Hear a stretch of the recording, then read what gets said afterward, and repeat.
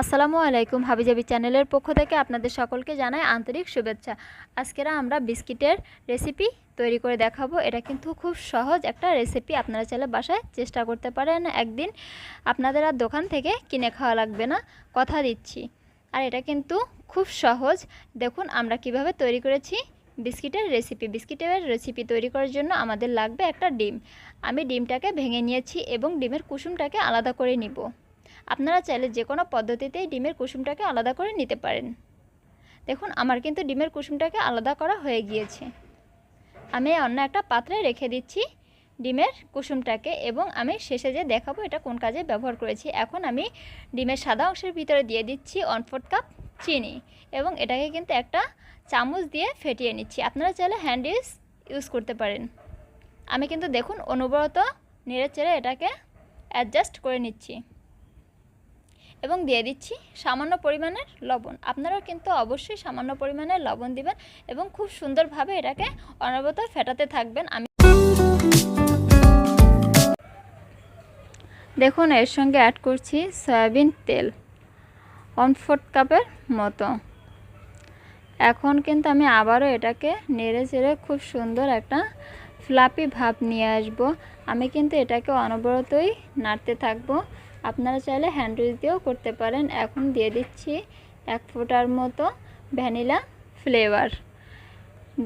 Flavour দেওয়ার পরেও আমি আবার কিন্তু খুব সুন্দরভাবে নেড়ে চেড়ে নিচ্ছি এবং এটাকে ভালোভাবে ফেটিয়ে নিচ্ছি।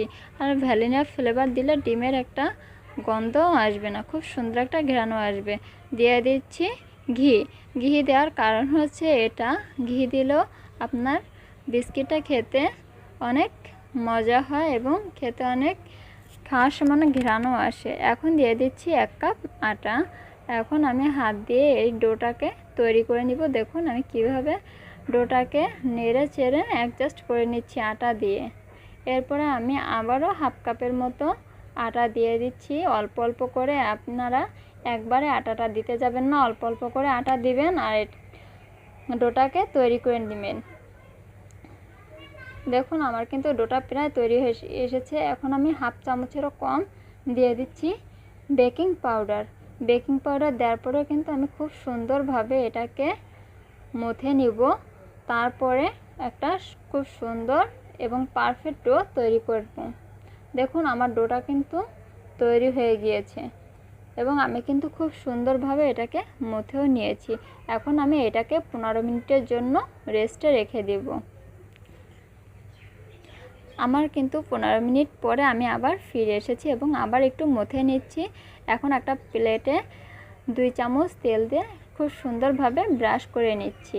এটা কিন্তু আমি হাত দিয়ে ব্রাশ করে নিয়েছি এবং এখন আমি আপনাদেরকে বিস্কিটের শেপ দিয়ে দেখাচ্ছি। দেখুন আমি কত সুন্দরভাবে এবং ছোট ছোট লাচি কেটে নিয়ে বিস্কিটের শেপ দিয়ে দিচ্ছি। আমি আপনাদেরকে 2 রকমেরই বিস্কিটের শেপ দিয়ে দেখাবো। বিস্কিটের শেপটা আপনাদের পছন্দ মতো চাইলে দিতে পারেন। আমি আমার পছন্দ মতো 2-1টা বিস্কিটের শেপ আপনাদেরকে দেখিয়ে দিচ্ছি। আপনারা চাইলে আকারে ছোট বা বড় করতে পারেন আপনাদের পছন্দ মতো। আর হ্যাঁ, আমাদের সম্পূর্ণ ভিডিওটা আপনারা দেখবেন, কোনো একটু স্কিপ করবেন না, তাহলে হয়তো বিস্কিটটা খুব সুন্দর হবে না। তখন আবার ভাববেন যে আমি কি নাকি আপনাদেরকে বানিয়ে দেখিয়েছি।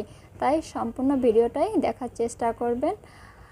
দেখুন আমার কিন্তু সবগুলো বিস্কিটই বানানো তৈরি হয়ে গিয়েছে। এখন আমি এরপরে ডিমের যে কুসুমটুকু রেখেছিলাম এখন ওটাকে ব্রাশ করে দিব। আমি ডিমের কুসুমটাকে খুব সুন্দরভাবেই কিন্তু ফেটিয়ে নিচ্ছি এবং অল্প অল্প করে ডিমের কুসুম দিয়ে খুব সুন্দরভাবে ওর উপরে দিয়ে দিব।